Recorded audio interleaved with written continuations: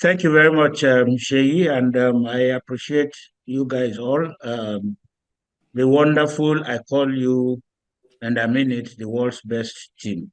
Thanks for making this happen. I welcome everybody. Particularly, I want to welcome our guests today and hopefully our newest partners, because the way I've seen your profiles, we are not likely to want to let you go even after today. I hope I'm not jumping the gun ahead of the technical team, but I think that we have a duo here who have all the solutions, I hope. And just like I discussed with Afi sometime this morning, we'll just keep doing what we're doing and trust God that this um, things we do, we get to hit the appropriate ears where they actually translate into economic and social and even welfare progress for the Nigerian masses and Nigeria as a whole, both the public and private sectors. Well, we're talking trade and investment global, uh, incorporated in Canada anyway as a not-for-profit. We actually started this to with the intention of filling the knowledge and information gap that hinder smooth intertrade among countries and positive and profitable performance by SMEs, whether they be in the developed countries or in the developing world. And of course, we try as much as possible to uh, touch on topical issues. And that's why, just like our moderator and anchor today, Sheyi, has said, uh, in Nigeria as of today, nothing can be more topical than the spiraling, downward spiral of the Naira, the uncertainty about the solutions. And I know John Isemede, former DG Nasima, who is on this call. I know he understands exactly where I'm going when I say that the solutions appear to be sporadic, more sporadic than spontaneous anyway, and therefore not sustainable. We have said on other platforms that it doesn't matter how many billions of dollars that the Nigerian government is able to either borrow or beg or access and pump into the forex space. All these are just going to be temporary solutions. They'll probably relieve you of the immediate pains and aches. They will never, never touch the root cause of the problem. And that's exactly what we think in Talking Trade and Investment Global, that Nigeria, like the Asian tigers, can actually be transformed into a non-oil export driven economy. And therefore, it is my pleasure, my joy, and excitement to actually have two experts. Um, I've followed the AFI since the years as a commissioner. I've also followed her track record as an entrepreneur who had more like brick and mortar, picked something from nothing and is now actually pushing Nigerian products, particularly those from Edo State, in the world market. And I believe that what the experiences that she has garnered will actually augur well for everyone who is participating in this webinar today. And therefore, on that note, I want to again welcome everybody and trust that we're going to have a great time together. I believe that we will also enable collective engagement, a lot of interaction, just as we hand you over back to Shay. Thank you very much. Thank you very much, Tommy, and a million thanks again to our two eggheads, Ike and Afi. Um, you've been wonderful. I'm trying to look for another word, but okay, that wonderful. Oh, no, no, you've been tenderful. I applaud you and thank you for bringing in your perspectives. Okay, we have the foundation, and I just want to bring a few teasers, probably again to contribute to steering our conversation. The question Ike asked, or the target that he projected was for Nigeria to raise $25 billion or to move the export performance to $25 billion in the next 3 years. And I did a rough sum while I was listening to you.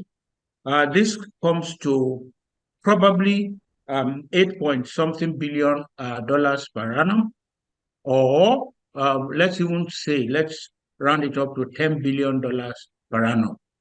If Nigeria sold 1,000 metric tons of cocoa butter per annum, those exporters will earn $5 billion. Just cocoa butter, 1,000 metric tons. I know of a company called Rosemary Limited. I hope they won't cut my neck for revealing their investment plan that's currently building the biggest cashew processing plant in Cote d'Ivoire. The investment was originally planned for Nigeria, but because of unstable or some assaulting government policies that were not predictable, those guys moved the plant to Cote d'Ivoire.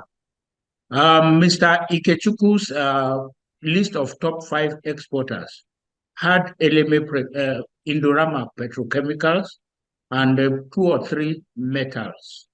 That means that within them, what we had, I think 3 years ago, then I was a special advisor to the Minister of Industry, Trade and Investment.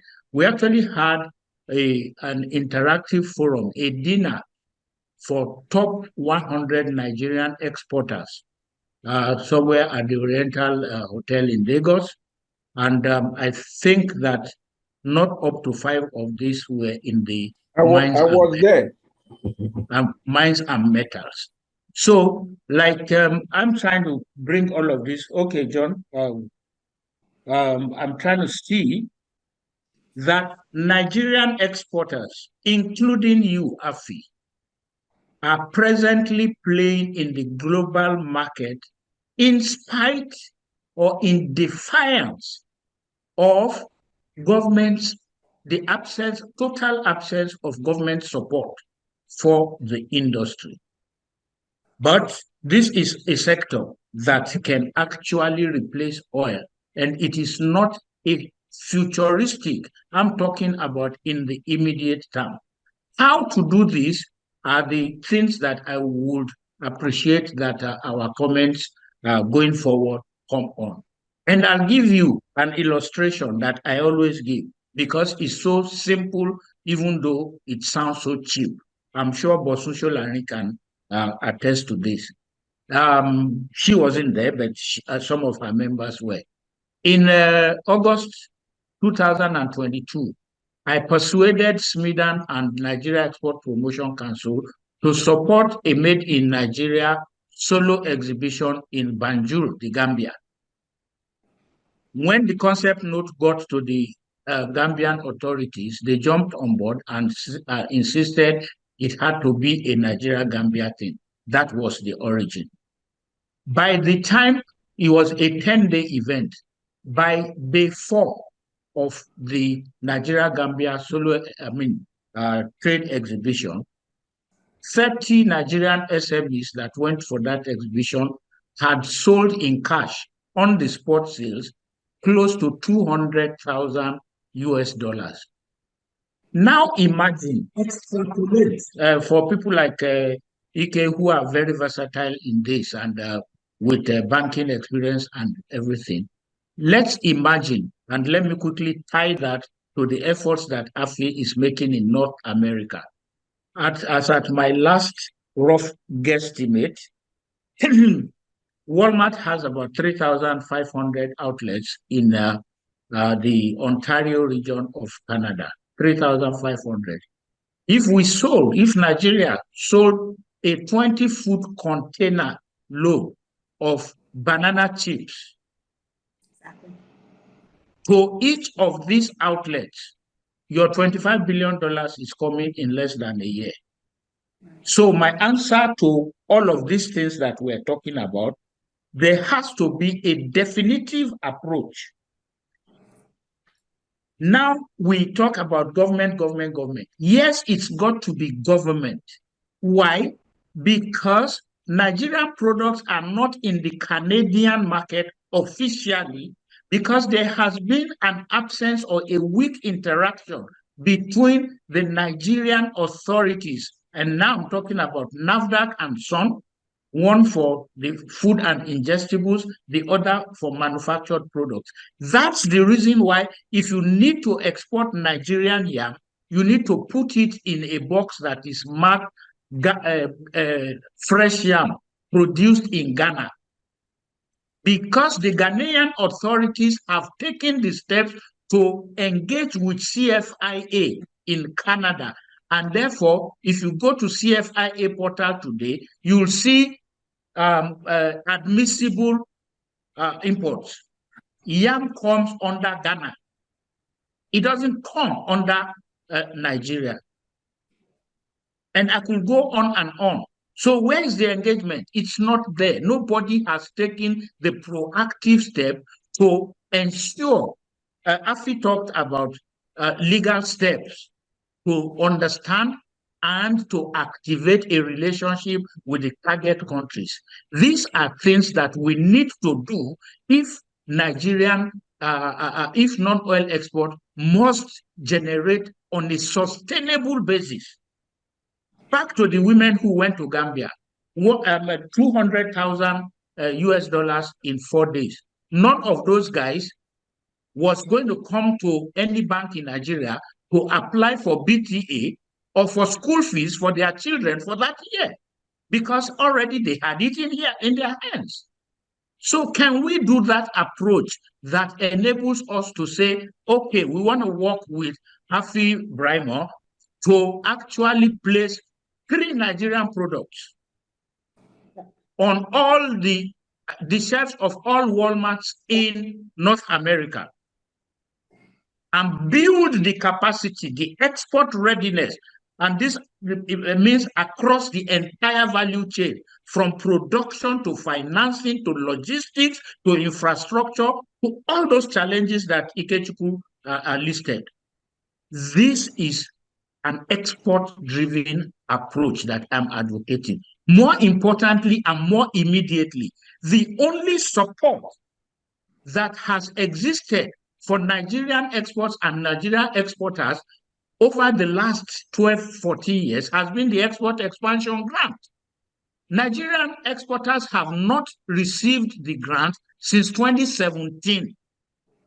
There are some that are even still being owed since 2007. Grants have been processed, have been audited, have been re-audited, have been passed through the camel passing through the eye of the needle.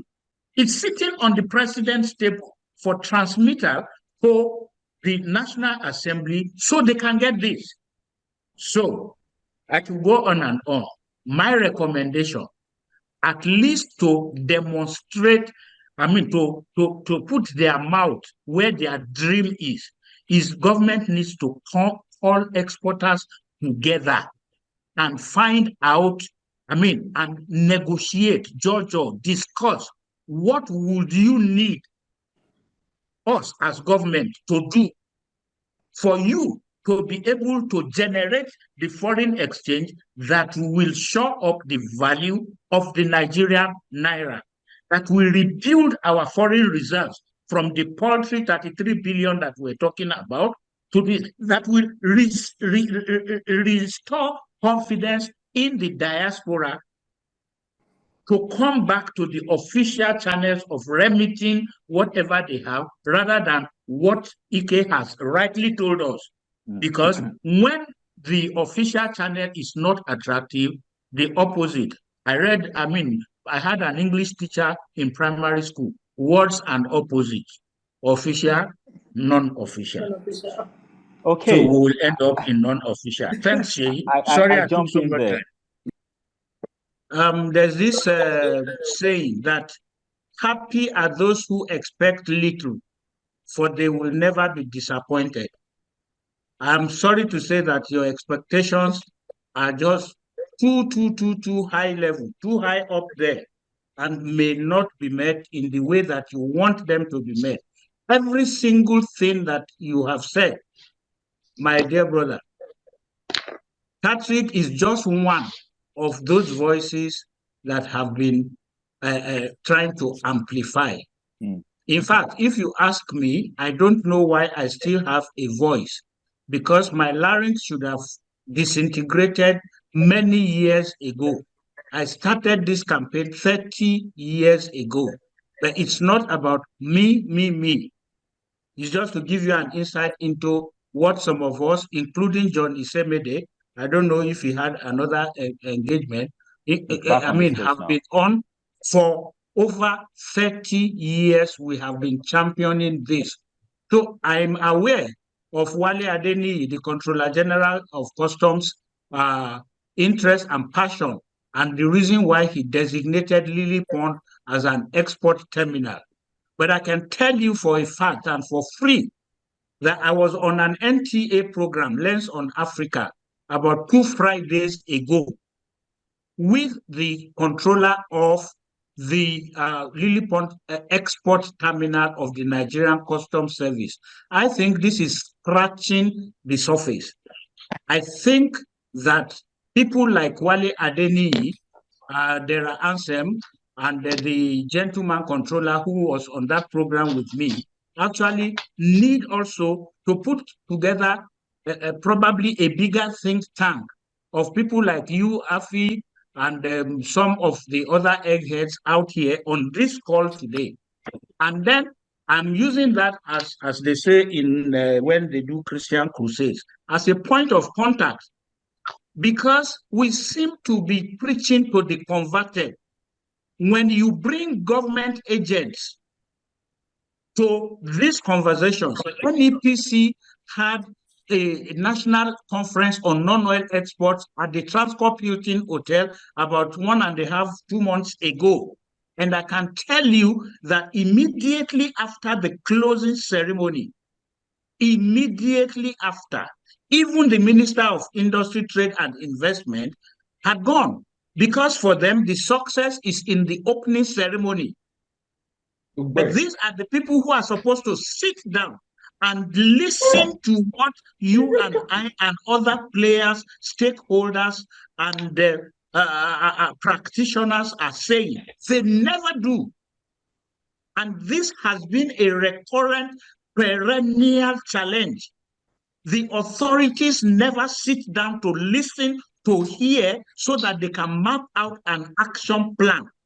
And for that reason, we at TATRIG have decided that everything, that's why we record what we're saying, we push it down their throat and hope that one day, I told Afi this morning, let's not relent in what we are doing. Someday, it will get to the ear of somebody who will feel our concern, who will feel our pain, and do something about moving this sector forward.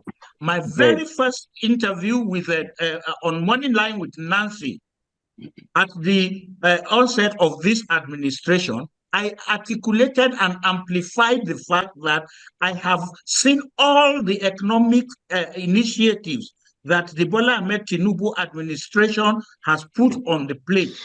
Until today, I am yet to see a single one that is devoted to non-oil exports and the critical role that it's got to play in Nigeria's economy. Until the government itself because we are a government-led economy, because even a country as advanced as Canada, as advanced as Australia, as advanced as the United States of America, they have deliberate policies, deliberate strategies, deliberate support tools, instruments, and incentives to support their trading outside their shores. Until we get to this level, Nigeria is a non-starter. Sorry, Sheyi, I needed Your Excellency Abunda Ali. I think the time has come for us to also be saddling you with some responsibilities.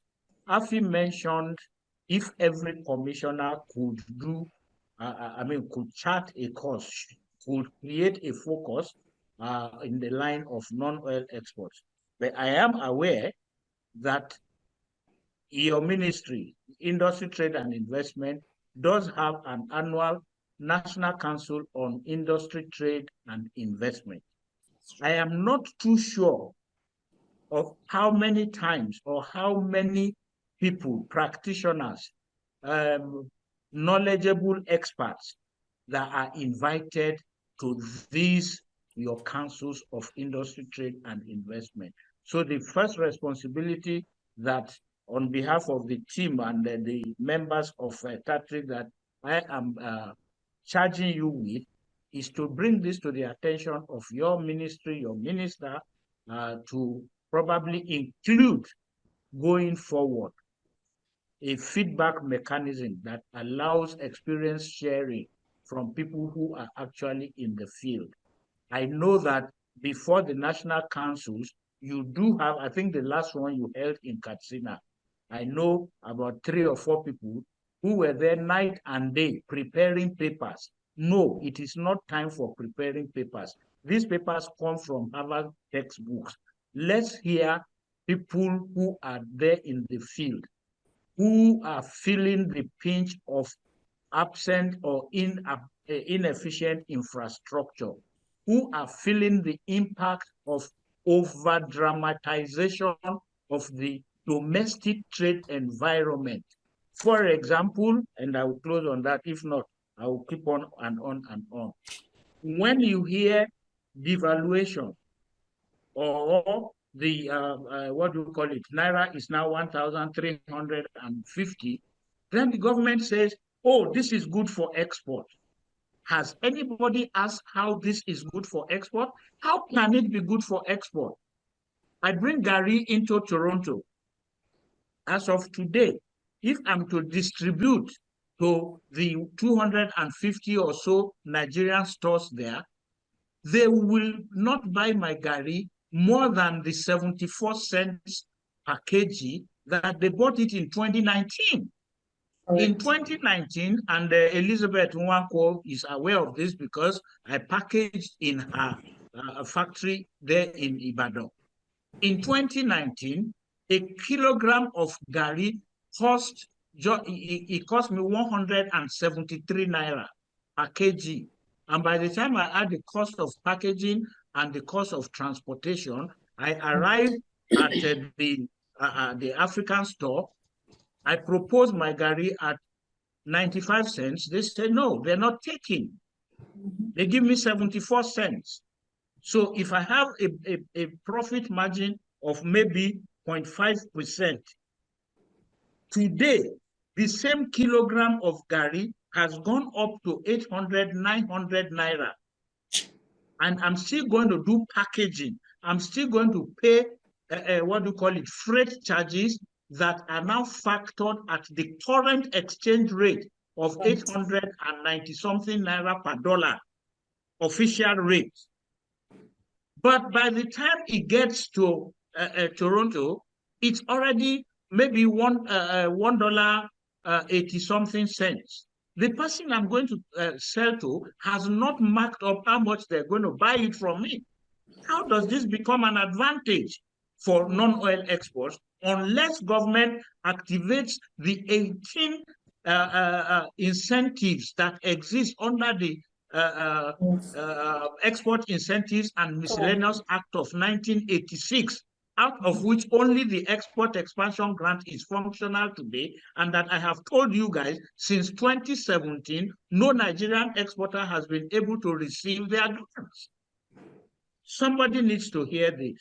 And I can tell Mr. Gambo Aruna and everybody here that we always make sure that the conclusions of these our meetings is not just a talk show. We send them to the appropriate authorities.